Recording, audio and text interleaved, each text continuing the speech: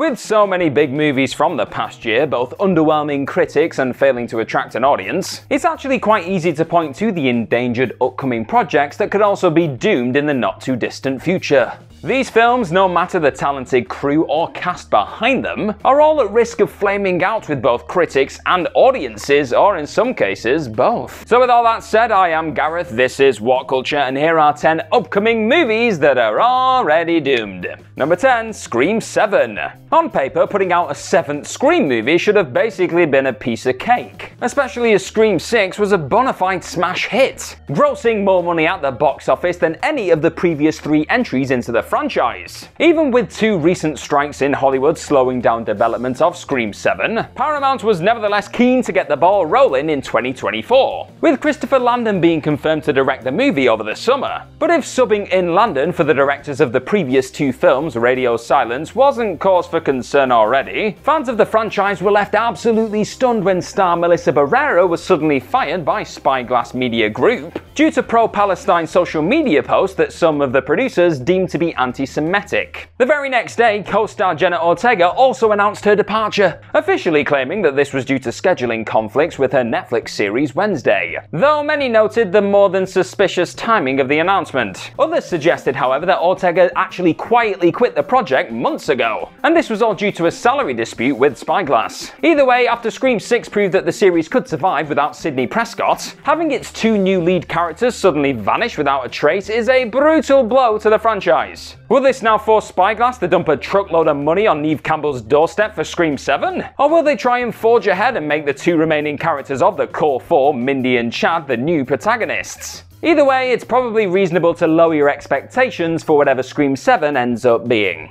Number 9, Snow White. Recent years seem to have indicated that even the most passionate Disney fans are growing a little tired of the live-action remakes that they're doing of all their old properties. Yet an adaptation of Snow White, one of the most beloved Disney princesses of all time, should be a slam dunk, right? Except being a product that exists in our, let's say, complicated present, Snow White actually represents a damned if you do, damned if you don't kind of situation for the House of Mouse. Principal photography wrapped seemingly without any issue in July 2022, yet even before a single frame had been shot, the project courted controversy and has been facing a bit of an uphill PR battle ever since. Predictably, there were those who were unhappy that the part Colombian Rachel Ziegler had been cast as the titular Snow White, of course, a character described as having skin white as snow, while Ziegler's outspoken comments about the original animation also caused the usual suspects to start calling the film too woke. And then there's the whole dwarf situation. After Peter Dinklage criticised the original story, Disney responded that they were taking a different approach with the characters. And when leaked set photos showed predominantly non-dwarf actors standing in for the dwarf characters, many came to believe that they had been entirely reimagined. When the first official image of the film was released this October though, it showed that the dwarves were actually CGI-created beings reminiscent of their animated counterparts, and they all looked a little bit creepy and uncanny, and everyone was like, what is that? Either way, there is so much controversy swirling around this movie right now that whatever side of the argument you sit on,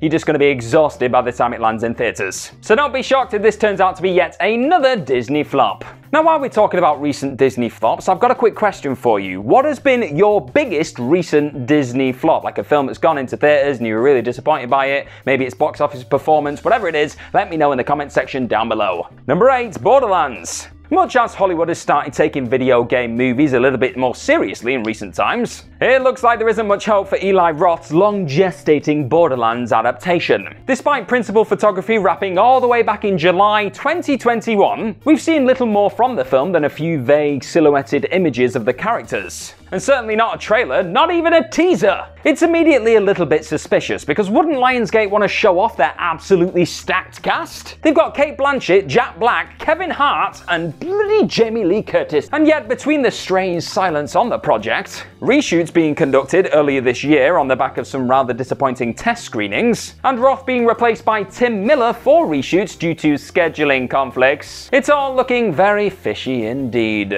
Number 7, Craven the Hunter. Sony Sony is hell-bent on making their own tangential Spider-Man universe a thing, aren't they? And following 2 Venom movies and Morbius, 2024 will see a number of other Spider-Verse things get released, including Craven the Hunter. Even ignoring the fact that general audiences don't really think much of Craven, don't lie, they don't. But hey, once upon a time they didn't really care about Iron Man, did they? The first trailer suggests this to just be a painfully mediocre, stuck in the 2000s superhero kind of romp. Even the promise of bloody R-rated action hasn't done much to move the needle here, nor the presence of talented filmmaker J.C. Chandor behind the camera. Positive reviews would be flabbergasting, to be honest. But more than that, the fact it's got an R-rated slapped on it's probably going to affect its ability to profit from the curious teenage boys the film probably would have made most of its money from. If this is a critical and commercial flop, just like Morbius, that's probably going to be the least surprising thing of 2024. Number 6, The Beekeeper. Even though the trend of Hollywood using January and February as dump months for lackluster films that they don't really have much faith in has become less fashionable over the last couple of years, it certainly still happens, let me tell you. And if nothing else, David Ayer's upcoming thriller, The Beekeeper, that is its name, has intense "this is being dropped in January" energy in every one of its fibers.